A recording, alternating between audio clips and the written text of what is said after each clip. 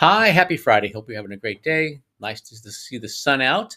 So, a couple things going on in the economy, and I just want to kind of give you an update because things are always changing. Also, got some new kind of cool stuff going on here across country. So, new stuff across country. We have that, just a reminder, we have that Bye Bye MI.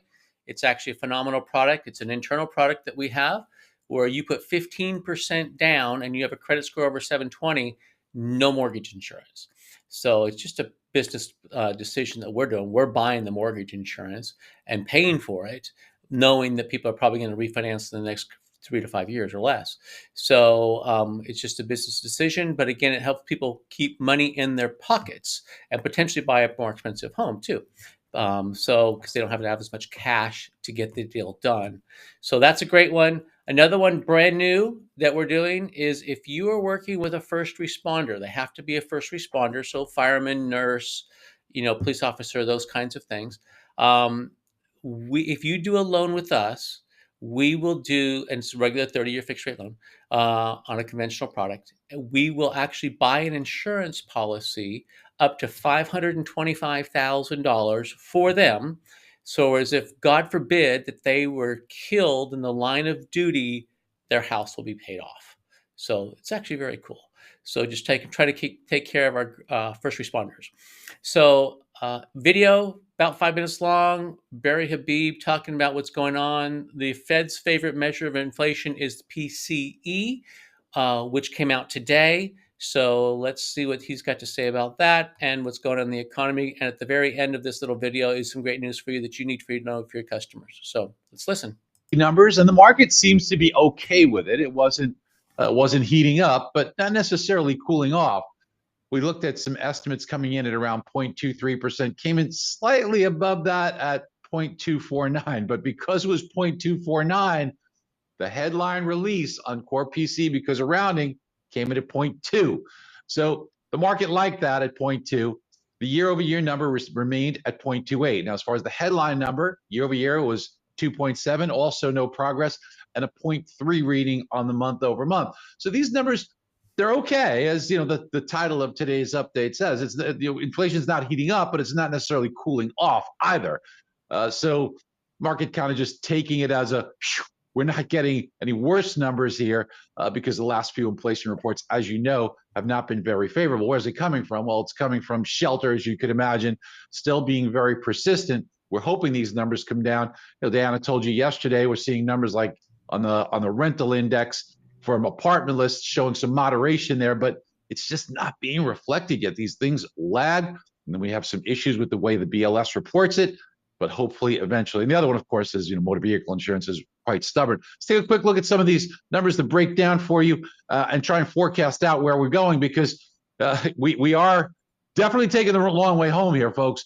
The current number that we're looking at right now, year over year, is 2.813. This is the actual, of course, the reported number 2.8, but this is the actual when you decimal it out. So let's take a look at the next report. It's going to be June 28th when we get it. So that will be for the month of May. We'll remove May of 2023. But what was that reading for May of 2023? It was 0.288. So maybe we make a little bit of progress here. That will give us an 11-month read of 2.525. So May of 2024, we're going to hit that June 28th. The estimates right now, and these can change, but looking at 0.23, that would give us a reading of 2.755. So not a lot when you take a look at the decimals, 2.755. The media will say 2.8. And that will be again another 2.8 reading. So let's look down the road, and quite frankly, spoiler alert, it's not good.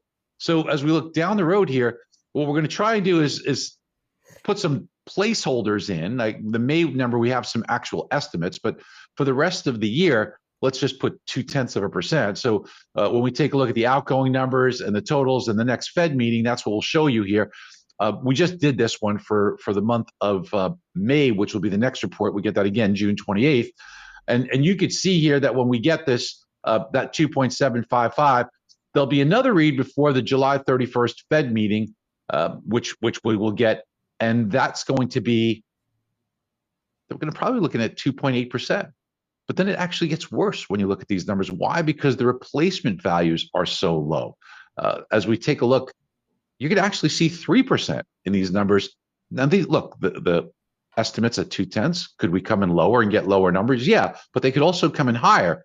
The point being here is I don't see 2% in here, or confidently towards 2%.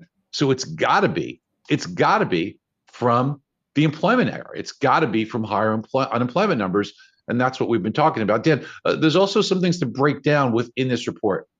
Yes, we also have income and spending numbers from the PCE. So income's up 0.3% as expected there, but spending only up 0.2%.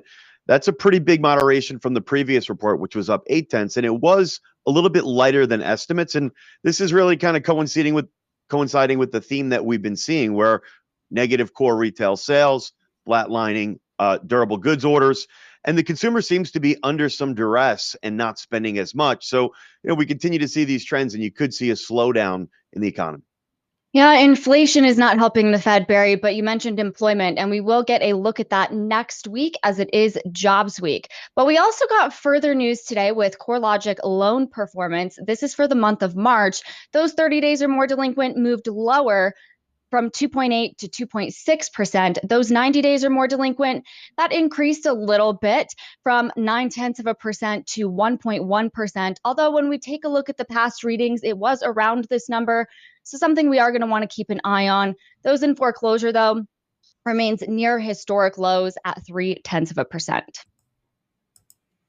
Okay, so what's important to me is, in my opinion, our most valuable commodity is our time. So I just want to be bringing you information that hopefully you're able to, digest in, less than 10 minutes and still get good information so you can be moving forward. So just trying to bring you value there. We'd love to hear if you think this is a value to you or not, because it's important that I do bring value to you. So hope you have a great day. If you have any questions, give me a call. Talk to you soon.